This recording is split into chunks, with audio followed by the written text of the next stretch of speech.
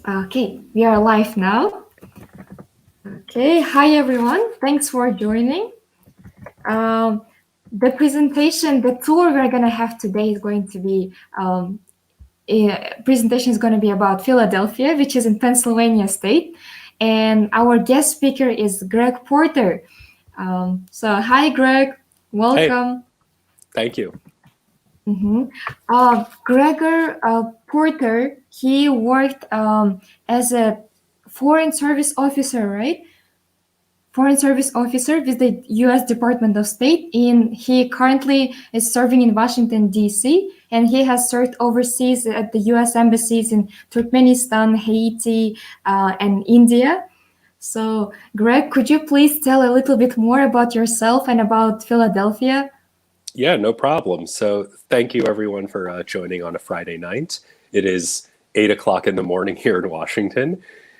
So, as was mentioned, I'm a diplomat with the US government, and I am currently on my fourth assignment after India, Haiti, and my first post, Ashgabat, Turkmenistan. I was supposed to travel to Bishkek in 2014, and then something happened at work and I could not go. So I'm hoping someday very soon to be able to visit finally. There's a lot I want to see in your country. Before my career in the government, I was a Peace Corps volunteer in Ukraine outside the city of Donetsk. And in college at the University of Wisconsin, I studied history and Russian language. So the history is why I'm here today, because I spent my whole young life in Philadelphia. I am a super patriot about the city. I think it's the most historic, important city in American history, and looking forward to sharing some of that with you. Okay, can't wait. We can. I can show the presentation Mhm. right here, and oops, we can do that. It's not working. Oops, I lost you. Okay. It's not showing my presentation. Okay, right here. Perfect. Mm-hmm. Okay, so really what I want to talk about today, and will be very brief, is revolutionary Philadelphia, which was the birthplace of American democracy. So the main focus of this presentation will be on three meetings. And these three meetings, all in Philadelphia, are, in the opinion of most historians, the most important three meetings in the history of the country. The country exists because of these three meetings. But first, I'll tell you a little about my beloved city. Next. So, a few basic facts about Philadelphia. It's the sixth largest city in the country, 1.5 million people, about 4 million if you include the surrounding areas. That is behind New York, Los Angeles, Chicago, Phoenix, and Houston, I believe. But it was a city of many firsts. At one point, it was the biggest city in the country. We had the first library, the first hospital, the first medical school, the first zoo, and you can see a picture of it right there. It still exists. You Mm-hmm. can still go there. In the picture, you can see a balloon in the background. That balloon, children can go about 100, 200 meters in the air and see all the animals in the circle. It's pretty interesting. And of course, in 1881, the first business school. Why do I point this out? Because many very, very important people studied at that business school, including President Donald Trump at the University of Pennsylvania. My sister studied there as well, though she's not famous. So Wow. many very cool things happening in Philadelphia. Mm-hmm. Next. So, America's most historic city. Founded in 1682 by William Penn. William Penn was an Englishman. He was called a Quaker. This is a type of Christian religion. But in England at that time, they only tolerated the Church of England. They would not tolerate anyone else. William Penn was very angry about this. So he had an agreement to travel across the ocean, create a new city. And his idea was that this city would be a perfect place for religious freedom. Anybody of any religion could live in this new city. And that is why he created Philadelphia. It's the first capital of the United States. Later, it moved a few times, briefly to New York, and now, of course, to Washington. And I'll talk about why we lost our capital later. Until U.S. independence, it was the second largest port in the British Empire. Remember, America was a British colony. That is important for the rest of the conversation. But only London was a bigger port than Philadelphia at this time. So it was a major, major economic center. And the translation of Philadelphia is brotherly love from the Greek language. And to tell you how important that identification is for the city, next. We actually have a monument in the center of the city that is called the Love Statue in honor of the name of the city. You notice the letter O is not correct. It is slanted. The reason the architect did that is to show that love is never perfect. Whoa. So, Such a deep meaning behind it. yeah, it's a very popular place for weddings and photographs and tourists. If you know the rapper Will Smith, he did a music video where he stood on this statue and sang. Oh. So, next. Okay. Okay, but what I really want to talk about today is revolutionary Philadelphia, and this was the late 18th century. At the time, Philadelphia was the biggest city in the country. Geographically, it was close to the center. You have Boston, New York in the north, you have the southern states, Virginia, South Carolina, North Carolina. And Philadelphia was the biggest and the most economically powerful. So when the revolution against the British started, Philadelphia was a natural place to coordinate. So I said already that I want to talk about three meetings, the most important three meetings in American history. So I'll start with the first one. Next. Before we do that, though, I want to explain the United States did not exist at this time. It was 13 colonies under the control of London. These colonies were not united. Sometimes they did not like each other. Sometimes they hated each other, actually. Think of it as 13 independent countries put together. There was very little connecting them, and they were proud of that. If you ever are asked the question, how many colonies were in the original United States, you can always remember 13 by the number of stripes on the American flag. 13. That is why. Okay, so that's the situation. Now, in 1774, the first big meeting happens, and that is the first Continental Congress. Next. The reason this Congress happened, this was a meeting of all the 13 colonies, though only 12 came. It's close, almost all of them. They were angry at British taxes and acts. So the problem was the British were increasing taxes to pay for wars against France. Taxes happen. We all pay taxes. But America did not have representation in Parliament. So they were angry that it was called no taxation without representation. They're paying money to London, but they have no representatives. They have no voice, no democracy. They wanted someone to represent them in London, and they did not think it was fair that they should be paying the British otherwise. The other thing, you have perhaps heard of the Boston Tea Party. There were a lot of very difficult things happening in America and people opposing British rule. The British sent their navy to Boston as a way to just crush this resistance. And the colonies understood that they needed to come together and coordinate and decide what is the next step. This sounds very simple, but at the time it was not. The colonies did not have a strong connection. People in the South did not care what happened in the North, and people in the North didn't care about the South. Very simple. So this was actually the first time that they came together and talked. What the Congress decided was not independence. Nobody wanted independence. Many people were very loyal to the English king.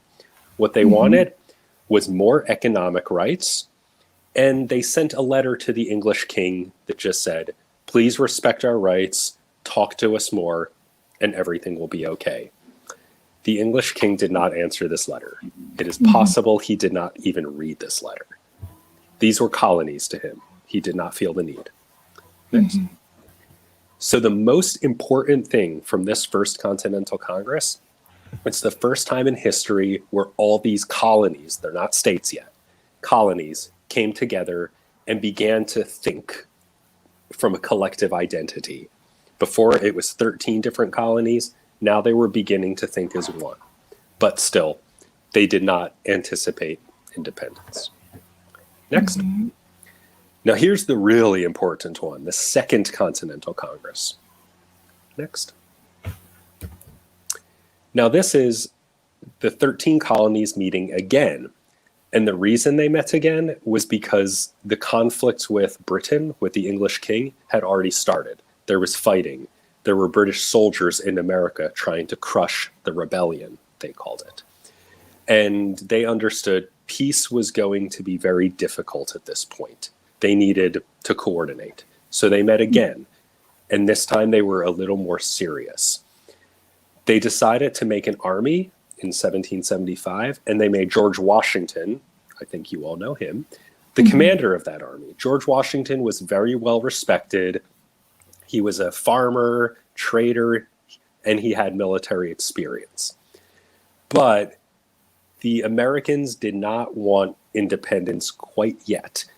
In 1775, they sent the Olive Branch Petition. An olive branch means peace. It's a symbol for peace. They sent that to the English king, and they said, we are still loyal to London, but we are prepared to fight. We don't want to fight. We want peace. We want to remain British. The English king did not answer the letter. He said, this is a rebellion, and they wanted to crush it. So, having no choice, and over the years, after more discussions and more thinking, on July 4th, 1776, they declared American independence. And July 4th, today, is still U.S. Independence Day. There's always a very nice party at the embassy. So if you can attend, consider doing so. So that is American independence right there. And that is a very big thing. But the problem is independence is not easy. For 5 years, we fight the revolution against the English until finally getting victory. Then what happens? Almost nothing. After the British leave, you now have these 13 states with nothing to bring them together. Defeating the British was the one cause that they believed in. Now that the British are gone, all those regional rivalries and disagreements returned. They could not form a government. You almost had 13 little independent states with nothing connecting them. No president, no legislature, no foreign policy, just a very thin connection between the 13. Many people, including many heroes in American history, understood that the country will not survive if it remains disunited. So the third big meeting in the history of Philadelphia, the Constitutional Convention. And this is about 11 years after independence. Again, they bring together representatives of the states in Philadelphia, and they decide we need a strong central government, something to actually bring these 13 states together under one leader, or one leadership structure, I should say. Next. So they meet, and they agreed to make a constitution. America did not have a constitution. They had called the Articles of Confederation, which were very simple agreements. They did not do very much. They were not powerful. A constitution they thought was the way to move forward. Then they decided they wanted 3 branches of government: executive, that's the president; legislative, like your parliament; and the judiciary. The states could not agree, though. What does the legislature look like? And the problem was, big states like New York, they wanted the number of representatives to be equal to your population. So New York would have many representatives, and a small state like Rhode Island would not have many. A small state like Delaware, Rhode Island, they were scared of this and said, we will have no voice in this new legislature. They wanted equal. Every state gets an equal number of representatives. So the small states want equal, The big states want proportional, statistical. A man from Connecticut, his name was Sherman. Connecticut was a medium-sized state. He came up with a Connecticut compromise of having both. One part of the legislature by population, one part equal. And today in the United States government, we still have that. The House of Representatives and the Senate. In the Senate, every state gets 2 senators. Population is not important. In the House of Representatives, it is proportional. New York has 27 representatives. Pennsylvania, 18. Delaware, 1. So that was the agreement. So now you add a government. The last step of the Constitutional Convention is creating one person who will oversee the government, the president. And as you probably know, George Washington was that person. I note he won all 69 votes. That does not mean there were 69 people in the country. They did voting a little differently then. They had a number of people, 69, who would decide for their states. Now, in some states, the legislature voted only. In some states, all people voted. It was different. But in the end, George Washington was the unanimous choice, and he became the first president of the United States. So a very big thing. Now, after the Constitution is created, we have a new government, we have a president. Things changed in Philadelphia. Many people in the South wanted to change the capital. They did not like Philadelphia. They thought it was too north. They wanted a new neutral city in the center. The other big problem, in 1793, Philadelphia was hit with an epidemic. Now, this is something we can all understand. The epidemic was yellow fever, and it killed 10% of the population of the city. Almost 40% of the population left. And many people thought that Philadelphia was dead and that the city would never survive because so many people were dying. Because of this disease and because of many people wanting a new capital, it was finally agreed to change the capital of Philadelphia to a new city, which you now know, Washington, D.C., where I'm living today. And that is how the capital changed. Philadelphia did not die, of course. It survived. It remained a major city, and it is still a big one today. Now, my favorite part about growing up in Philadelphia is that the old city and all these places from the Revolution, they still exist, and you can still visit them. So I'd like to show you some of those right now. Next. So this is Carpenter's Hall. This is where the first Continental Congress took place. You can still visit. You can still see all the rooms. It is in the center of the city, very easy to get to. The most famous part of Philadelphia, next, is Independence Hall.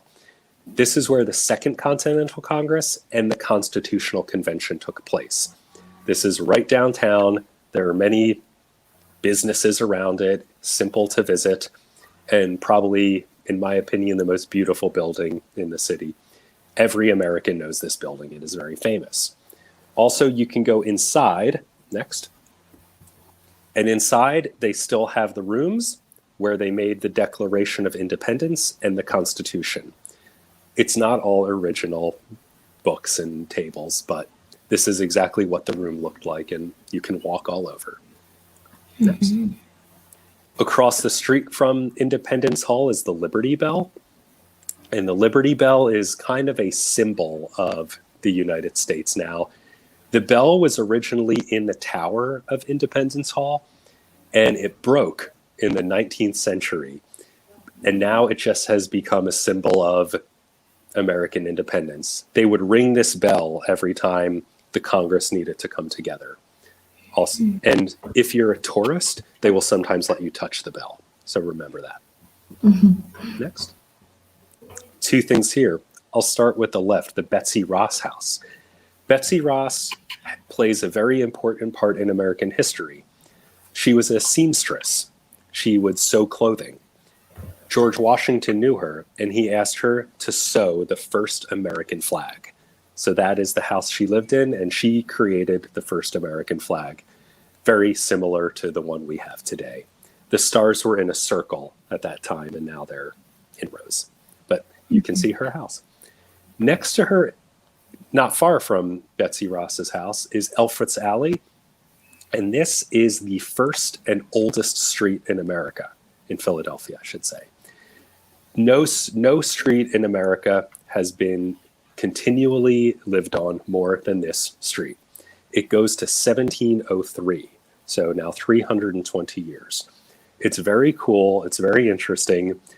Living on this street, though, is a bit of a problem. People still live in these houses today, but many tourists think that it's a museum, and they open the door and enter your house. So Oops. it is just something you understand if you live in these houses.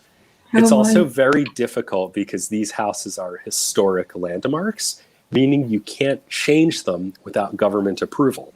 So if you want something like Wi-Fi or internet installation, it must be done very, very carefully.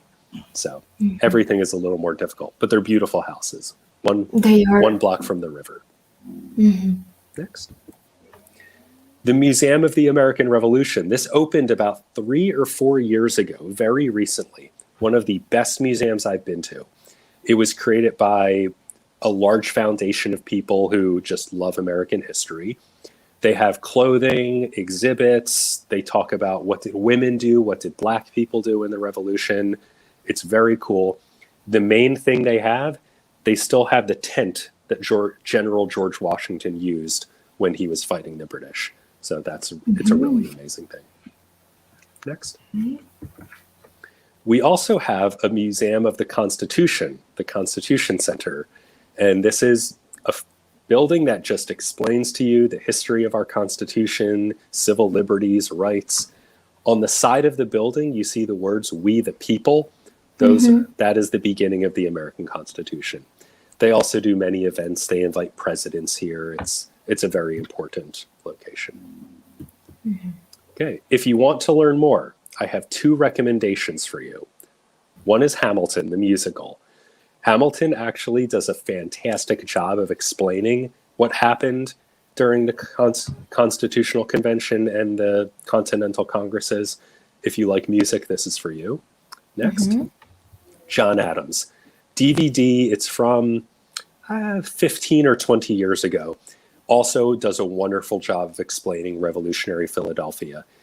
It is also very honest in that when it shows Philadelphia, it shows people very hot, because July in Philadelphia is not pleasant. It is very humid. It is very hot. And they were wearing coats and hats. So both of these movies are absolutely fantastic. Next. So that is what the city looks like today. It has come a very long way since its revolutionary days. Hope you have the opportunity to visit. And if you have any questions, I would be happy to answer them. Thank you for your attention. So if our viewers have any questions, you can comment them down below, and I will read them out and address them to Greg. The presentation was amazing. I've been to Philadelphia, but I just realized I have missed so many historical things. I saw the Liberty Bell though. I think I even touched it. Good. Many people do miss the important things because you just don't know. They're behind walls, and you need a local. Yeah. So next time, I think I'm just gonna go and see all those buildings where the 3 important meetings were held. Yeah, I think it's a must-do thing. Yeah, and you can see all these buildings in one afternoon. They're all within 1 kilometer of each other. It's a very small area. Very convenient, yes. Okay. I have a couple questions for you about your city. So what is your favorite place in Philadelphia? Like personally yours? My favorite place is probably, I don't want to say Independence Hall because it's the easy answer, but it's probably Independence Hall. Just everything happened there. You know, when you enter that building, that it is the same place where George Washington, Ben Franklin, John Adams, Thomas Jefferson, all these heroes of American history, for many, they did their work there. And regardless of if you liked that work or didn't like it, you have criticisms, it all happened there. one of the most important things in world history. And I would pass that on my way to school many days. And I just thought it was very cool. So for me, yes, Independence Hall. Okay. Can you name 3 things that you would recommend for a tourist to do in Philadelphia, or to visit, to see, to try maybe? Yeah, Top 3. so 3 things I would definitely recommend to tourists. One is Independence Hall. You have to Okay. see it. It is just, it is the most historical place. The Okay. second, Other 2. so the second I think is really cool, the Art Museum. The last picture I showed, there was a big yellow building with Greek columns. That is our art museum. It is on a hill. You can see the whole city in front of it. And if you like art, it is just one of the best museums. It has sculptures and paintings from everywhere. You need at least one day to go through it. It's very cool. And third for me is Reading Terminal. Reading Terminal is an old train station from 100 years ago. They turned it into a market. Markets are very common in places like Kyrgyzstan. They're not common in America. This market has the best food in Philadelphia. It has everything. It has chicken, Southern food, Chinese food, ice cream, cookies, everything. And it is the best you will find. The most popular food in Philadelphia is called a cheesesteak sandwich. You take a long piece of bread, you cut steak, and then you put cheese on it. And it is not the most healthy food, but it is absolutely delicious. Okay. Thank you. What is that thing? So you've been abroad for a long time in Ukraine, in St. Petersburg, Turkmenistan, India, and Haiti. Yes. So what was the thing that you missed the most about Philadelphia when you were abroad? It's a good question. For me, I really love sports, and sports are incredibly popular in Philadelphia. And every weekend, Saturday or Sunday, I would meet with my brother or meet with my friends. We would buy a pizza and we would watch hockey or basketball or football. I missed that. You can always watch the game on the internet. It's not the same experience as watching it with a group of people. Has its own atmosphere. Yeah, The coziness. Yeah, and just, a bunch of people. We would go to a new house each week, order new food each week. It was just a very nice time. And I miss cheesesteak sandwiches. Cheesesteak sandwiches. Yes. Okay. What is unique? What is a unique thing about Philadelphia besides history? Yeah, great question. So for me, Philadelphia is very unique as an East Coast city. So on the East Coast, you have New York, Philadelphia, and then Washington. New York is the economic center. Washington is the political center. But Philadelphia, to me, I don't want to offend my friends in New York and Washington, but Philadelphia has a soul to it. Many people who live in New York and Washington, they're not from there. They move there. So I would say a majority of people in Washington, for example, were not born here. They did not grow up here. They moved here later for their jobs. In Philadelphia, people are born there, they live there, they die there. So you have a real strong local character to everything that you don't necessarily find in other cities in this region. And I really like that soul. And for me, that's a special thing, especially now in a world where people move very often. Philadelphia still has a unique character. What also makes it unique, I already talked about a little, is sports. Sports are like religion in Philadelphia. People are incredibly serious about them. Whenever the teams are playing, it's the number one thing on the news.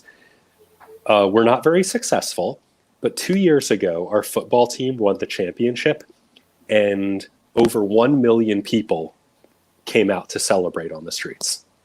1 million. So that tells you that it's a very extreme passion for our people.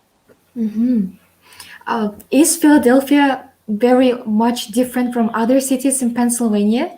You said it's unique. Yeah. It has its soul. Yeah, And, so how much different is it? very much. So Pennsylvania is an interesting state because it's very long. And on one side you have Philadelphia, and on the other side you have Pittsburgh. Pittsburgh. In the middle, you have mountains. Now, modern day, the mountains are very simple. You drive a car straight through them. But historically, those mountains were almost like a wall between the two cities. So they did develop very different cultures. People who went west tended to be more farmers, and they were looking for more opportunities out west, out of the city. So their cultures did evolve very differently. And yes, nowhere is exactly like Philadelphia. Okay, thank you. And one more question is, does anyone famous come from Philadelphia? Many famous people come from Philadelphia. Will Smith, the rapper. Do you know Bradley Cooper? Bradley Cooper, I think I've heard. He's an actor. He's in many, The Hangover, many films, Limitless. He's from Philadelphia. There's another rapper, Eve. She is from there. Kevin Hart. He's a comedian. Comedian? Yep, Kevin Hart. He's from my neighborhood, actually. Sylvester Stallone. Sylvester Stallone was born, or I'm sorry, he lived a mile from my house. So Sylvester Stallone and I, we're from the same neighborhood, same what I own, you would say. Yes. Your Russian is very good. It's okay. Sounds nice. It was better. Okay. We have some questions from our viewers. So they are thanking you for the presentation. Great. Thank you for watching. Aidai Sekimova is asking, is the first library in Philadelphia still functioning? Yes. So that's a good question. It's not the same building. The building no longer exists, but that organization still does. Yes. The First Library of Philadelphia. They are currently based in a beautiful building about 2 kilometers from Independence Hall. So they changed the physical location, but they are the same people as from 1731. Yes. Okay. One more question. Thank you for interesting session. I'm interested. Is it free charge to visit the historic places in this town? Yes. One of the great things about U.S. history is historic landmarks in America are controlled by the Park Service. And the Park Service, as a government, cannot charge money for things. Your taxes pay for that. Well, my taxes pay for that. For you, it's free.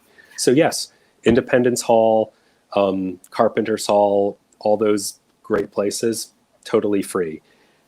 But with Independence Hall, because there's so many people who want to see it, you need to make a reservation and get a ticket in advance. But no, you won't spend much money. Okay. It's so great to learn about America's most famous flag maker and discover the life behind the legend of Betsy Ross. Now, this is a very smart comment because legend is appropriate. There are many historians who don't totally believe that Betsy Ross made the flag. They think some of this has been confused over history. But if you asked 99% of Americans, they would tell you Betsy Ross made the flag. What about you? What is your opinion on historians? The historians I usually trust historians. There is probably more to the story. Like every country, there is the founding myth, and we want to make our founding perfect, and everyone is lovely, everything worked out easily. It was in real life always more difficult than that. I don't know. I think it's probably true to some degree, but it's maybe not as simple as George Washington came to her house, told her about a flag, and then she made it. There's probably more. Agree. Here's when the Liberty Bell became a symbol of the anti-slavery movement, was it always called the Liberty Bell? Yeah, so it was not always called the Liberty Bell. Originally, it was simply a bell located in Independence Hall that was used to alert people time of day when meetings were happening, major announcements. And then later it became associated with freedom. That just evolved, as I understand it. And the anti-slavery movement and many other freedom movements, human rights movements, they have all used the Liberty Bell as a symbol. So it went from being a symbol of American Revolution to a more general symbol for freedom. I even have a hat that's in the other room that has the Liberty Bell on it. Okay. Good to know that the Liberty Bell was named by abolitionists fighting to end slavery. Such a great presentation. Thank you, Greg. Yeah. Okay. One more question. Why is the Liberty Bell cracked? So in the 1840s, I believe, they rang it and it just cracked. There are a few differing reasons as to why, but I think it was simply because a problem with the metal, and they did not ring it after that. Okay. One more question. What immigrant groups settled in Philly?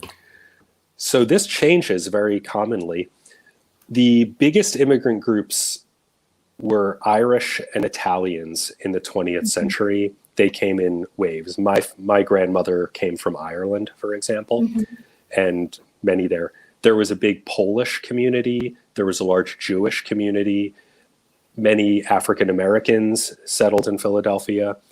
In the last 20 or 30 years, that is changing. And now there are many people from Vietnam in the city.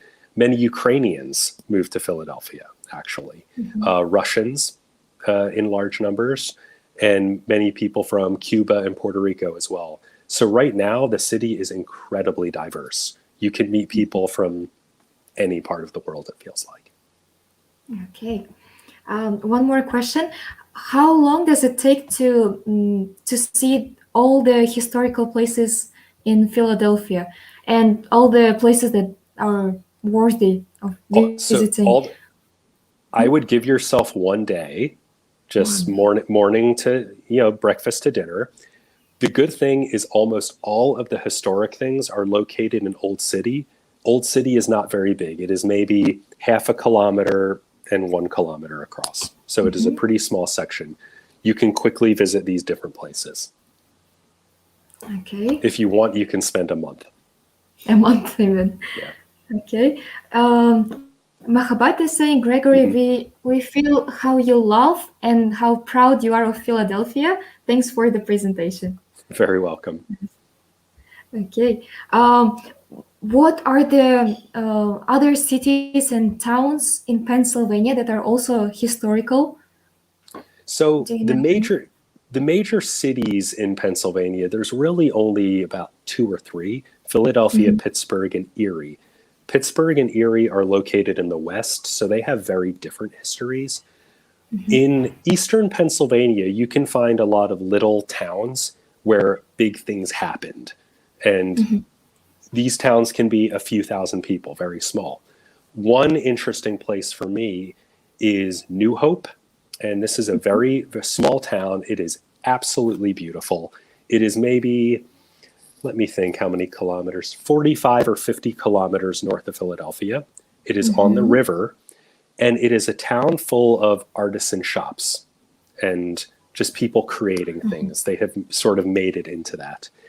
And very close to that is a part of the river where George Washington crossed the river to defeat the British.